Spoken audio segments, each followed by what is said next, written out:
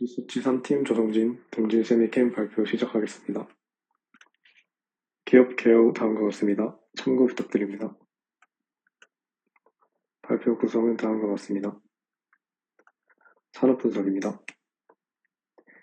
기존 반도체 시장은 PC와 스마트폰 중심의 소비자 시장이었습니다. 하지만 AI 인프라가 각광받으면서부터는 현재는 기업 중심 AI 인프라가 반도체 수요를 주도하고 있습니다. 왼쪽 표에 보이시는 것처럼 AI 반도체가 본격적으로 상용화된 2022년에는 AI 반도체 매출 중 온 디바이스가 75%의 비중을 차지했지만 24년부터 데이터 센터가 이를 상회하기 시작하는 흐름을 보여줍니다. 여기서 중요한 것은 단순히 수요가 증가하는 것뿐만 아니라 수요의 성격이 변화했다는 점입니다. AI는 방대한 데이터가 핵심이기 때문에 처리 속도와 저장 용량이 매우 중요합니다. 이로 인해 D램과 낸드 같은 메모리, 그리고 비메모리를 생산하는 파운드리까지 전체 반도체 산업이 소비자 중심에서 기업 중심의 고성능 구조로 전환되고 있습니다. D램의 변화입니다. 처리해야 되는 데이터가 많아지면서 서버 수가 증가하게 되었습니다. 왼쪽 그래프 보시면 단순히 서버 수만 증가한 것이 아니라 서버 한 대당 탑재되는 D램도 빠른 속도로 증가하고 있습니다. 또 오른쪽을 보시면 HBM 시장 역시 58% 성장하고 있습니다. HBM은 쉽게 말하면 D램을 TSV라는 구멍을 통해서 수직으로 쌓은 구조로 AI 연산을 효과적으로 할 수 있는 초고속 고용량 D램이라고 생각하시면 되겠습니다. 다음은 낸드입니다. 현재 시장은 HBM에 많이 집중을 하고 있지만 중장기적으로 낸드의 수요 역시 급증할 것으로 전망됩니다. 그 이유는 AI 산업이 학습에서 추론으로 이동하고 있기 때문입니다. 추론 AI는 연산 속도보다는 방대한 문맥과 데이터를 얼마나 오래 저장하고 재사용할 수 있느냐가 핵심입니다. 이 과정에서 HBM만으로는 용량의 한계를 감당하기 어려워집니다. 결국 GPU 부담을 줄이기 위해서는 SSD 기반의 메모리 오프로딩 전략이 확대되고 있으며 이에 따라 데이터 센터용 이 SSD 수요가 빠르게 증가하고 있습니다. 실제 엔비디아 역시 ICMS라는 구조를 공개하여 AI 추론 과정에서 SSD 기반 낸드를 핵심 저장 계층으로 활용하겠다고 제시했습니다. 다만 현재 낸드 업체들은 과거 공급 과잉 사이클 이후 공격적인 캐펙스 증설에는 보수적인 입장을 보입니다. 따라서 이번 낸드 사이클에서는 단순한 생산 확대보다 서버용 고용량 낸드 중심의 기술 고도화가 핵심이 될 가능성이 높습니다. 단위 셀당 저장할 수 있는 비트 수가 많은 QLC 낸드 중심의 생산이 증가하였고 더 큰 용량을 확보하기 위해 SSD의 단수를 증가시키는 흐름을 보여줍니다.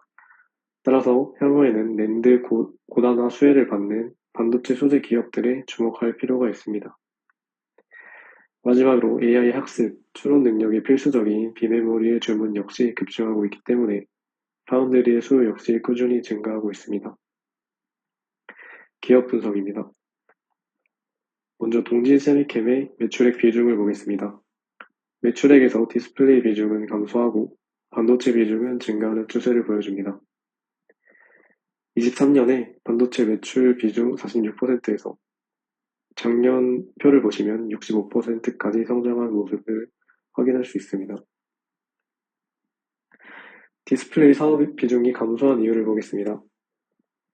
가장 큰 영향을 미친 것은 중국 디스플레이의 소재 자립률 70% 목표 정책인데요. 중국 디스플레이 회사인 BOE의 디스플레이 매출 비중이 컸기 때문에 이 정책으로 인한 수요 급감을 예상했고 또 디스플레이 산업이 LCD에서 OLED로 전환됨에 따라 동사의 주력 제품은 LCD 매출 급감을 예상했기 때문에 중국 법인 11곳 중 10곳을 매각하게 되었습니다. 하지만 완전한 철수는 아닙니다.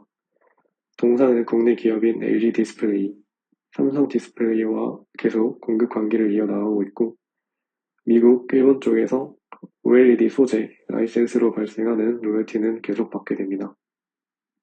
하지만 이를 투자 포인트로 보기는 어렵다고 판단했기 때문에 주목해야 될 것은 반도체입니다. 동사의 반도체 매출액 증가입니다. 연평균 13.39% 성장률을 보여주고 있습니다. 반도체 매출의 주요 제품군입니다. 가장 대표적으로는 PR, 포토레지스트, 웹 케미컬의 종류인 신너, 황산, CMP 슬러리가 있습니다. 그러면 이 제품이 어디에 쓰이는지 보겠습니다. 다음 과정은 반도체 전공정 과정입니다. 낸드, 디램, 파운드리에서 반도체 공정 시 공통적으로 적용되는 절차입니다. 동사의 제품은 이 중 포토 공정에 큰 비중을 차지합니다. 3번에서 5번 과정은 레이어 단위로 패턴을 형성하기 위해 계속 반복됩니다. 이 반복 과정에서 불필요한 포토레지스트를 제거하고 세정하는 절차 역시 반복되는데 이곳에서도 동사의 웹 케미컬이 사용이 됩니다. 포토 공정은 반도체 제조 공정에서 공정 비용의 약 35%, 공정 시간의 60% 이상을 차지하는 핵심 기술입니다. 다른 국내 반도체 소부장 기업과 다르게 동진세미캠은 이 공정에서 포토레지스트라는 강력한 소모성 소재 포트폴리오를 보유하고 있습니다. 포토 공정은 다음과 같습니다. PR 도포 시 포토레지스트와 신너가 사용이 됩니다. 다음은 포토레지스트의 종류입니다. 주로 동사에서 생산하는 PR 세 가지를 정리해봤습니다. KRF에서 EUV로 갈수록 패턴의 크기가 미세해지고 해상도가 높아집니다. 다음은 종류별 PR에 따라 기업이 갖고 있는 강점을 보겠습니다. 먼저 KRF PR은 삼성 3D 랜드에 독점 공급을 하고 이에 따라 세계 시장 점유율 1위 기술을 부여하고 있습니다. ARF, EUV PR은 일본 기업이 주도하고 있습니다. 전 세계 시장 점유율 약 70% 이상을 차지하고 있기 때문에 중단기적으로는 일본 점유율을 크게 뺏어오는 것은 불가하다고 생각합니다. 하지만 그럼에도 투자 요인이 존재합니다. 2019년 일본의 반도체 소재 수출 규제를 했는데 이때 우리나라 반도체 소재 국산화 비율이 30%까지 늘어났습니다. 규제가 끝나고 나서도 이 비율은 계속해서 유지가 되고 있고 현재까지도 삼성, SK가 동진세미캠과 협력을 통해 포토레지스트 국산화 비중을 늘리는 데 힘을 쓰고 있습니다. 뿐만 아니라 우리나라 정부 또한 반도체 소부장 기업의 국산화 지원에 노력을 하고 있습니다. 결국 동사가 살아남기 위해서 국내 기업과의 포토레지스트 경쟁에서 우위를 점해야 된다 생각했습니다. 국내 포토레지스트 생산 기업은 동진세미캠, YC캠, SMP가 있습니다. 먼저 SMP는 비상장 기업이므로 제외를 했습니다. YC캠과 비교를 하면 먼저 총 매출, 반도체 부문 매출 영역에서 10배 이상 차이가 나는 것을 확인할 수 있습니다. 기업 체급에서 동진세미캠이 압도적이라는 사실입니다. 생산 가능 포토레지스트 역시 겹치는 부분이 I라인, KRF가 있습니다만 I라인은 구형 공정에 해당되고 KRF는 동사가 삼성 독점 공급이라는 기술적 혜자를 갖고 있습니다. 또한 YC캠은 ARF PR, EUV PR 생산 불가하므로 추후 이에 따른 포토레지스트 국산화 수혜는 동진세미캠에게 갈 것으로 확인할 수 있습니다. 최종 정리하겠습니다. 먼저 낸드 쪽에서는 동사는 KRF PR 삼성 독점 공급, 디램 쪽에서는 ARF PR, EUV PR을 삼성 하이닉스에 공급 중이고 국산화 비율 확대로 인한 수혜가 기대됩니다. 또 HBM 수요 증가로 CMP 슬러리 매출 증가세도 노려볼 수 있습니다. 하지만 하이닉스에 공급하는 CMP 슬러리 대부분은 풀 브레인이 하므로 큰 매출 상승 기대는 어렵습니다. 투자 포인트에서 자세히 설명드리겠지만 파운드리 분야도 올해 하반기부터 신너, 황산에 의한 매출 증대를 기대해 볼 수 있습니다. 투자 포인트입니다. 동사는 올해 하반기 가동 예정인 테일러 공장에서 사용되는 신너를 삼성전자와 공동 특허 출원했습니다. 동진 신너는 일반 신너에 비해 포토레지스트 사용량 최대 50%까지 줄일 수 있고 이로 인한 수율 향상 가능합니다. 삼성 테일러팹에서 웹케미컬을 공급하는 신너 공장, 고순도 황산 공장이 있습니다. 두 공장 모두 24년에 준공 완료됐지만 삼성 파운드리 사업 부진으로 양산 전환이 지연됐는데 올해 하반기에 본격 가동 예정입니다. 두 공장 100% 가동 시 추가 연매출은 최대 1,500억 예상 중입니다. 단 올해 하반기부터 웨이퍼 투입량이 점차 증가할 것임을 고려하면 동진 세미캠이 투자한 것들이 본격적으로 가동되는 시기는 내년으로 전망하고 있습니다.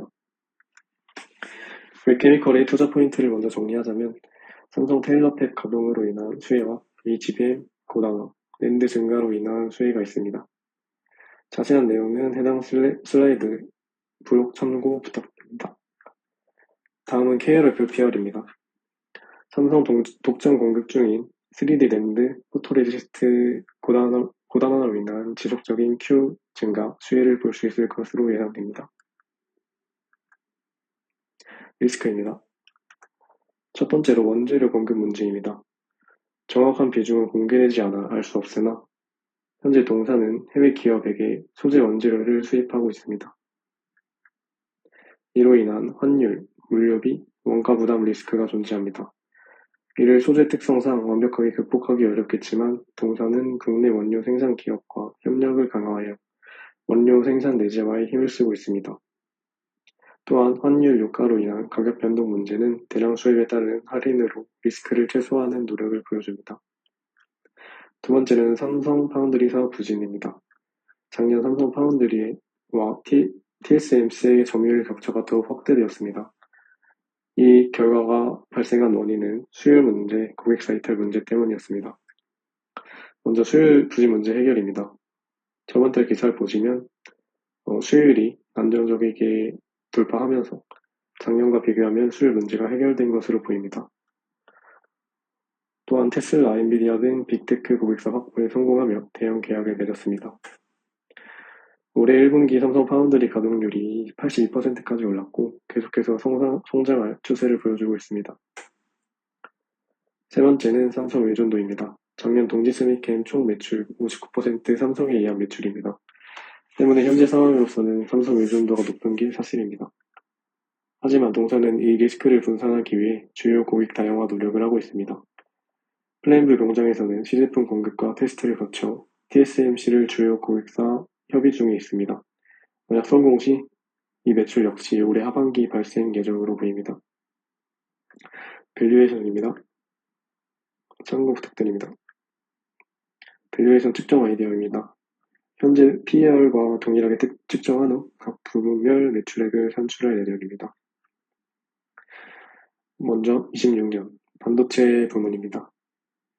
26년 하반기부터 테일러 쪽 공장이 가동될 것으로 추정돼서 30% 가동 추정을 했고 낸드 디램 웨이퍼 증가에 따른 포토레지스트 웹케미컬 투입량 증가 예상하지만 추산에 불과하므로 전년 반도체 매출액 증가율과 동일한 12.28% 적용했습니다.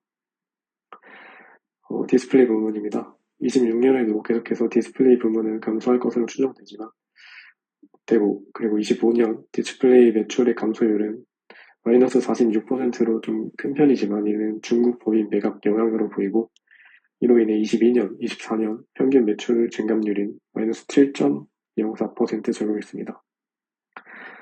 2차전지 역시 전년과 감소율과 동일한 47% 적용을 했습니다. 발표된 사업 역시 물적 분할로 감소 둔화 예상에서 마이너스 10% 적용했습니다. 기타 부문은 전년도와 동일히 적용했습니다. 매출 원가입니다. 원재료 가격 상승 영향으로 1%더 작년보다 1%더 높게 잡아 75%를 적용했습니다. 함관비 역시 YOY 증가폭 흐름 반영해서 플러스 0.3% 적용했습니다. 영업의 손익입니다. 25년에 스웨덴 법인 관련 약 500억 규모의 손상차손이 발생했습니다. 추가 손상 가능성이 있으나 규모는 제한적이라고 생각을 했습니다. 따라서 금융손익, 기타 손익, 3개년 평균 플랫 처리했습니다. 법인세 역시 과세표준 적용했습니다. 따라서 상승률 13.9% 투자 의견 바이 제시합니다. 27년 역시 동일하게 적용을 했습니다. 참고 부탁드립니다. 판관비, 영업외손익, 법인세 역시 동일하게 적용했습니다. 이로 인해 27년 상승률 28.4%로 투자 의견 바이 제시합니다. 이상 발표 마치겠습니다.